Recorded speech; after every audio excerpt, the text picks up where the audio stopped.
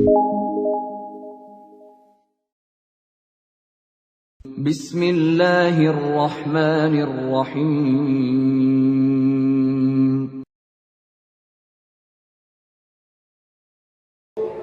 Ibu-ibu dengerin. Ibu-ibu itu tidak punya kewajiban 1% pun untuk cari nafkah. Nggak punya. Wah Ustaz, ini termasuk diskriminasi kata dia. Masa perempuan nggak boleh kerja? Bukan nggak boleh kerja. Kita katakan kewajiban memberikan nafkah di dalam Islam itu 100% kewajiban suami. Mungkin kita berpikir enak banget suami seperti itu. Enggak, yang enak ibu-ibu. Yang enak itu ibu-ibu sebenarnya. Tapi sebagian wanita ini udah rusak nih. Udah rusak pemikirannya. Ia terpengaruh dengan budaya barat. Di mana di barat itu? Ana cerita. Ada seorang syekh dari Saudi sana berangkat ke tempat air terjun yang besar tuh, Niagara. Di Amerika sana ada air terjun yang besar. Dia nonton itu. Dia kepingin tahu melihat kebesaran Allah dengan pakaian gamisnya, dengan surbannya. Ya banyak yang nonton orang-orang barat, perempuan-perempuan, cewek-cewek di sana. Dilihat nih ada yang paling aneh nih pakaiannya. Sama cewek-cewek barat yang pakaiannya mini-mini dipanggil tuh, "You come here." Kata saya, "Hah? Iya." Tanya, "Ente dari mana?" katanya. "Dari Arab sana." "Iya, dari negeri Islam," kata dia. Masya Allah. Apa kata perempuan-perempuan itu? Kita dengar kalau perempuan-perempuan di sana itu dizolimin. Nggak boleh keluar rumah, nggak boleh kerja, kata dia. Oh, kata syekh ini, ente salah informasi. Loh, kok bisa salah informasi? Ente salah dapat informasi. Perempuan-perempuan di tempat kita tuh, mereka adalah ratu-ratu permaisuri kita. Kita ini budaknya mereka. Lelaki di sana itu budaknya perempuan. Kita udah kerja dari pagi sampai sore. Untuk siapa? Untuk dia. Kita dapat duit, kita bangun rumah buat dia. Kita kerja, bisa beli mobil buat siapa? Buat dia. Buat anak dia. Kita di situ budaknya para perempuan. Kata dia, benar kata dia. Iya. Apa kata orang barat itu? Kata orang Amerika itu, kalau ada di sini nih, kalau ada di negeri ini lelaki yang seperti itu, aku cium kakinya. Karena di barat itu perempuan disuruh kerja juga untuk membiayai kehidupannya. Seakan-akan hidupnya masing-masing. Si istri mau beli HP, ya kok kerja, cari. Kalau dalam Islam istrinya, "Mas, saya kepingin HP, mas. Mas kan punya duit." Siapa yang membelikan? Suaminya. Tapi di barat istrinya kepingin mobil, ya kau cari kerja sana, dapat duit, beli mobil. Subhanallah.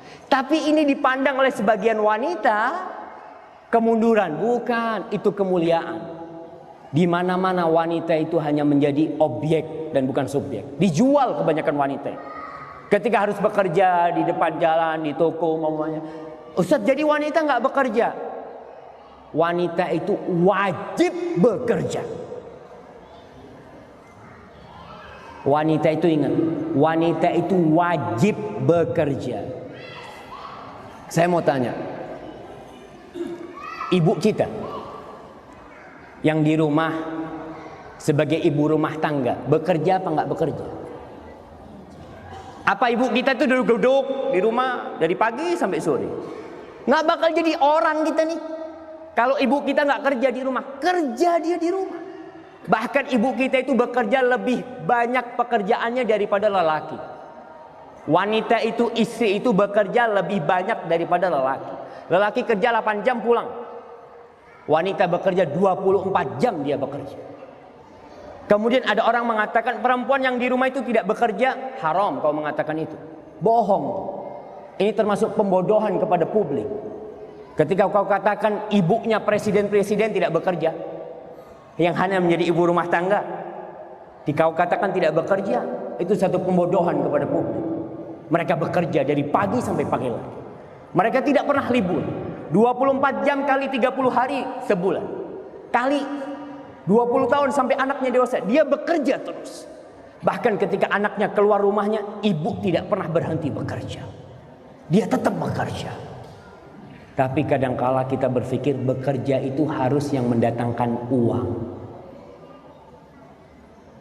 Kalau kita berpikir bekerja itu hanya yang mendatangkan uang, akan muncul di depan nanti generasi-generasi yang jadi begal, generasi-generasi yang jadi perampok, generasi-generasi yang tidak pernah mendapatkan kasih sayang ibundanya, yang dia hidup besar di jalanan, mana ibunya nggak ada, bapaknya nggak ada.